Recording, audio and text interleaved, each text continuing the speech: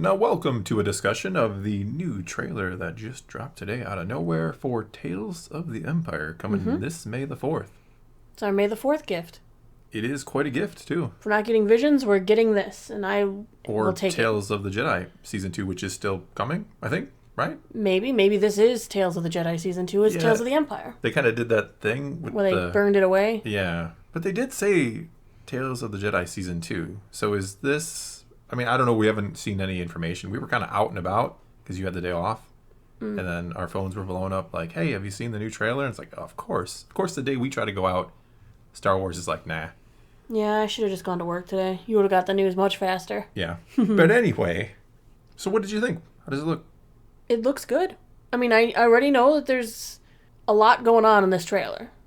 To be honest, I feel like there's a lot going on in this trailer. I feel like it was, I mean... It's going to be like the Tales of the Jedi, which is like two distinct kind of shorts that are 3 episodes each, essentially. And like this will probably be 3 episodes each again. Yeah. Following this time what looks to be Morgan Elsbeth and Barriss. Yeah. Who we have been wondering about for like 10 years at this point, I feel. Because that's been like 10 years since Season 5 of Clone Wars.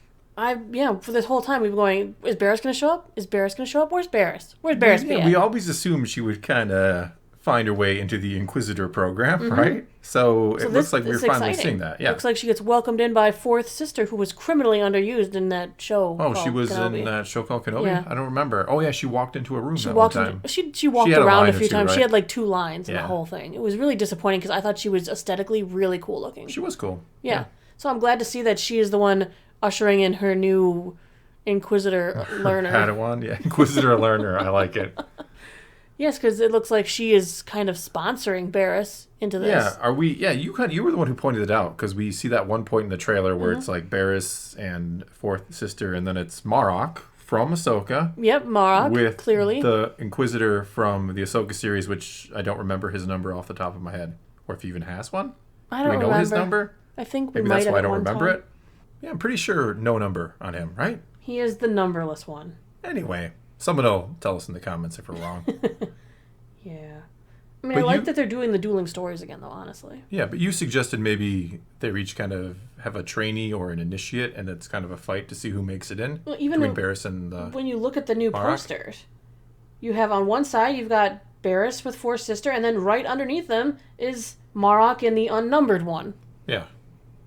So yeah, maybe Marok dies here, and it's just like some old armor that...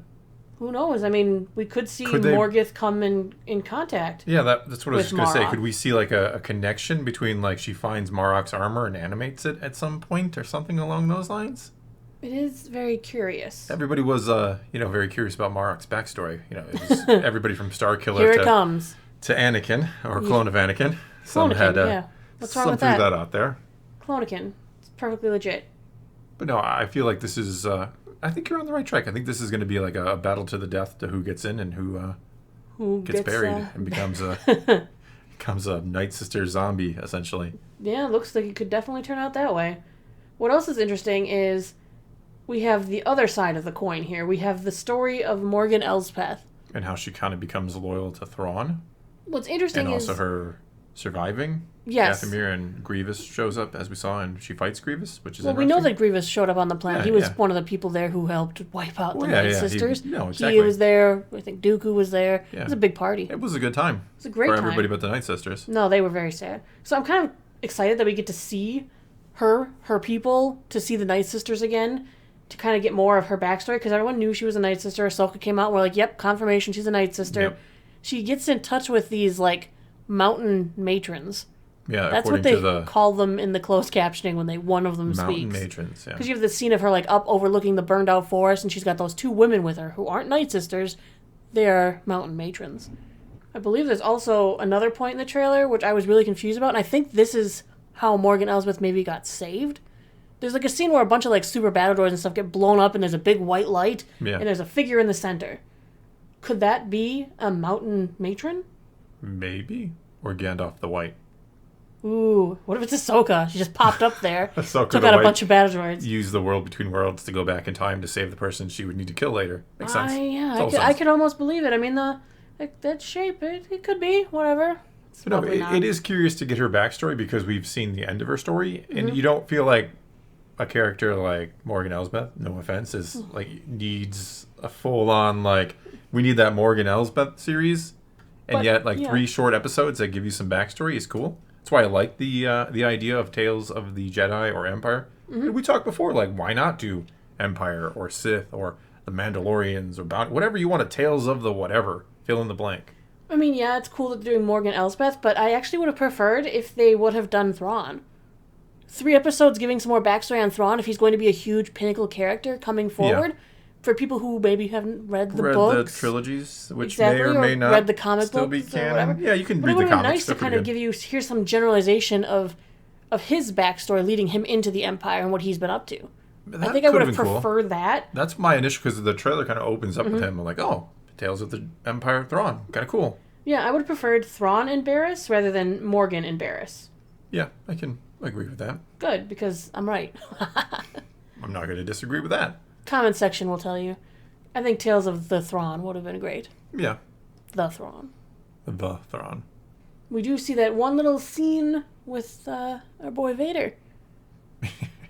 I enjoy that scene because Barriss ended up in that situation because of Anakin. Yeah.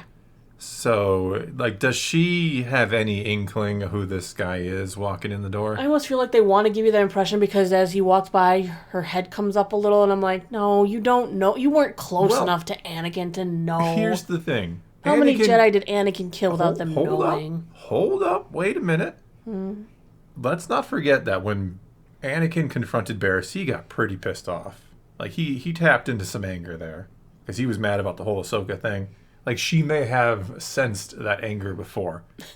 Hey, maybe not. I mean, probably not. I'm not suggesting they should do that, but it would make sense that she has kind of sensed that same type of anger or mind before, right? How do you think that Vader feels walking down the hall and he's like, oh, crap, that's Barriss. I know who that is. Hope she doesn't realize it's me.